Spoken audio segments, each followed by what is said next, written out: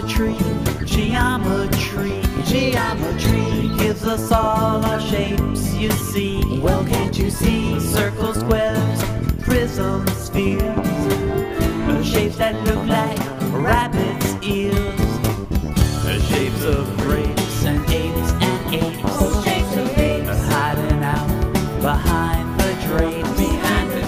Time to make a great escape. When shapes are forming into apes. Geometry, geometry, geometry gives us all our shapes, you see. Well, can't you see? Circles, squares, prisms, spheres, shapes that look like rabbits' ears, shapes of scrapes and shapes of plates. Shapes of plates. Naming, using all those shapes. Yes, all those shapes. Circles, squares, polygons, and all the shapes you've ever drawn. Circles, squares, polygons, all the shapes you've ever drawn. Ovals, cubes, prisms, spheres, shapes that look like rabbit's ears.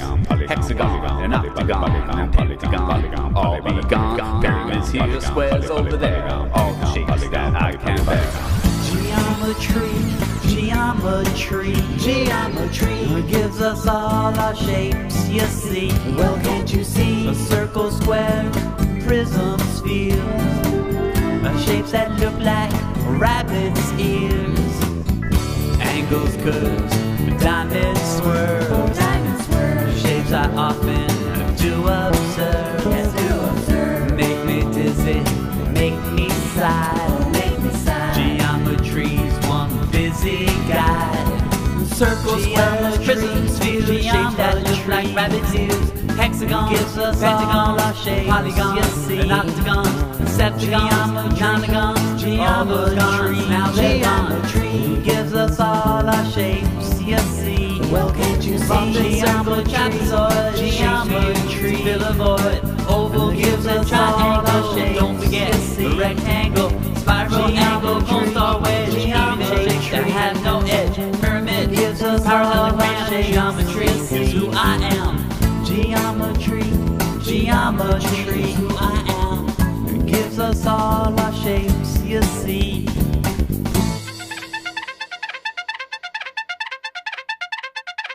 Good morning, students. So today I am your new instructor of this class, geometry. So I am Jean Claire Chome. So class, do you have any idea where geometry first originate, or what is the beginning of the word geometry? What is geometry? So today, let's explore the origin of geometry. Of geometry. In the beginning, about 16th century BC, the Greek gathered and extended this practical knowledge and from it generalized the abstract subject known as geometry. So from the combination of the Greek geo and the word metron, whereas geo means earth and metron means measure. So for the measurement of the earth, so geometry is about measurement of the earth. From the word geo, it means earth, then metron is measure. So it's called measurement of the earth. Euclid is the man behind geometry. So he is the father of geometry. So Euclid lived 2,300 years ago in Alexandria in northern Egypt. So he was a brilliant mind. He devised a method of learning geometry starting from the simplest idea and action. Something we can call all agree is all evident. So Euclid is the man behind geometry. He is the father of it, and we all know that Euclid is a brilliant one.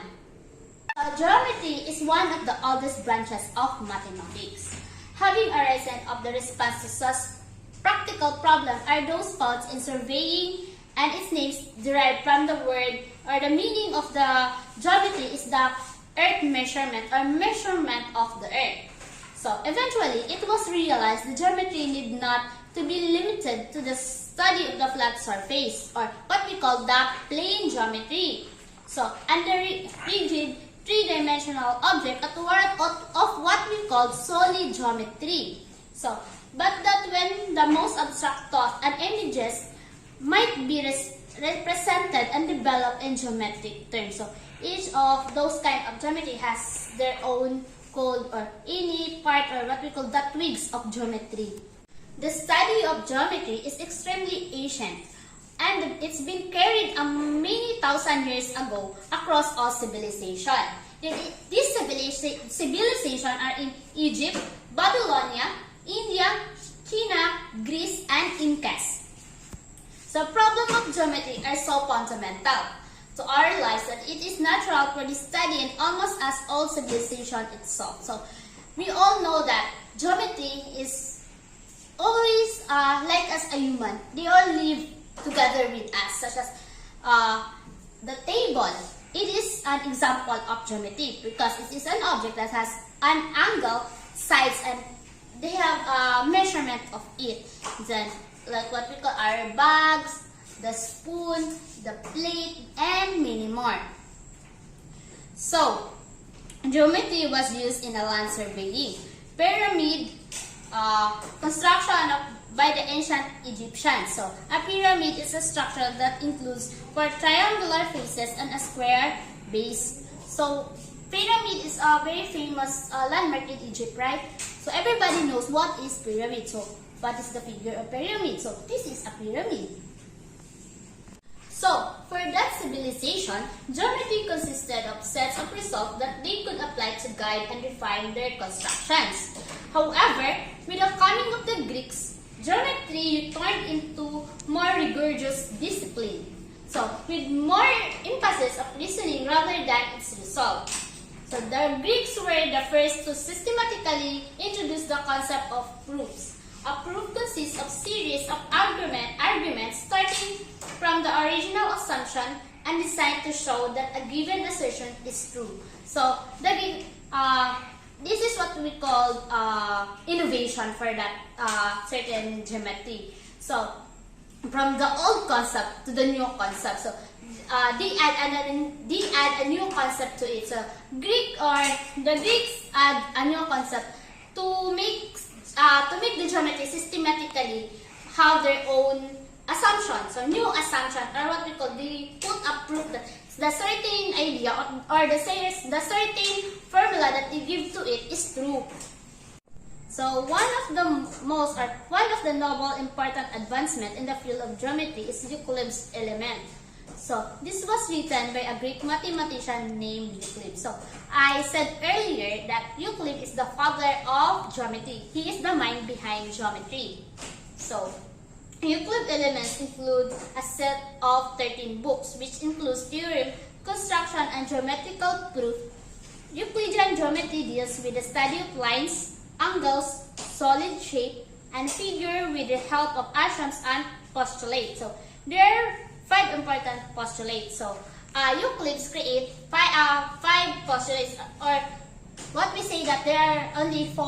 The 4 of it is the most fundamental and the most important postulate of all that created postulate. So, it's called the Euclid postulates. So, in the 19th century, non-Euclidean geometry was developed by Carl Friedrich Gauss and Nikolai Lobachevsky and Janos Bolyai. Non-Euclidean geometry supports the first 4 postulates as discussed of the Euclidean geometry. But the 5th postulate, which is also called the parallel postulate, was not agreed upon. So that's what I said earlier, that there are 5 postulates, but there are what we call the most important is that the first 4 postulates given by Euclid. So, this paved the way to create 2 other types of geometry called the hyperbolic geometry and the elliptical geometry or spiral geometry. So, spherical geometry is used to study spherical surfaces, whereas hyperbolic geometry is used to study stable surfaces. So, a stable is a point that is a low lying between 2 high points. So, there are 2 also what we call the faded to create geometry. So, there are 2 types of it, the hyperbolic and the spherical geometry. So, what was the concern of geometry? So, geometry, the branch of mathematics concerned with the shape of individual objects.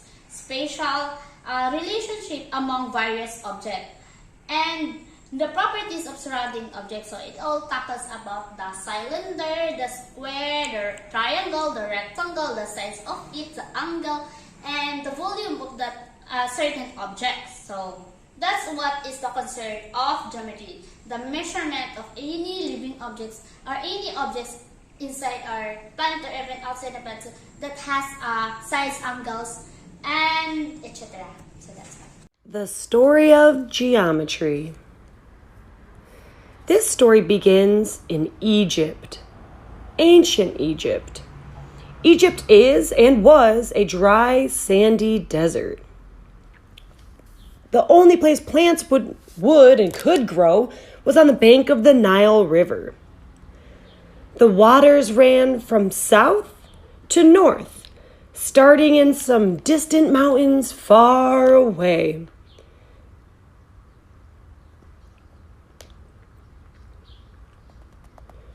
Every spring, it rains and rains in these mountains, and the water flows down the river and floods the land.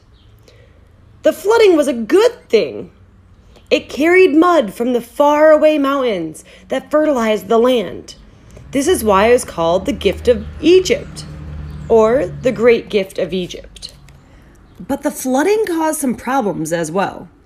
Every year, the lines that separated one farmer's fields from another got washed away in the flood. When the waters withdrew and planting season began, the farmers would argue about whose land was whose. So every year, a group of people had to solve this problem. These people were called Harpanodapta, which means rope stretchers. They would stretch a rope that had knots at certain intervals. Then they would take the rope and weigh it down at the knots and bring the ends together. In this way, they would create a right-angled triangle. By flipping the triangle over, they could measure a rectangle. Using this method, they could measure the land and figure out which land belonged to which farmer. This is how geometry began, by measuring the earth. We get the word geometry from the Greek geo, which means earth, and metron, which means measurement. Geometry grew from the discoveries people made while working. Whenever a problem arose, they had to find a practical solution. Today, we use geometry for all sorts of things, from building houses to building spaceships. And it all began with the ancient Egyptians. Your follow-up is to try to retell the story to someone else. It can really ingrain a story in your brain once you've said it out loud. Enjoy! So today I'm gonna show you the real life example of geometry. So we're here now at SPED Elementary. Then there's a lot of geometrical objects that you can see here. So first example is this blackboard. So as we can see, this is a rectangular shape. So it has a size angle. So it has a measurement. So this is one also of the example of geometry. So another one example is this chair. So there are many few chairs here that's color is sky blue. So the chair has this angle, has its shapes. It's a solid shape. So it is one also of the example of geometry. So the ceiling, the TV, the table, even the floor.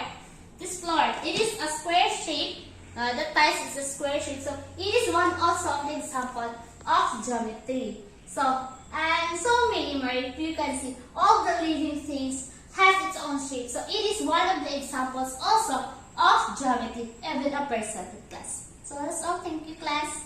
So that's all for our topic for today. So I hope you have understanding to it. And if you have some questions regarding to our topic, you may ask me, or you have a violent reaction towards it.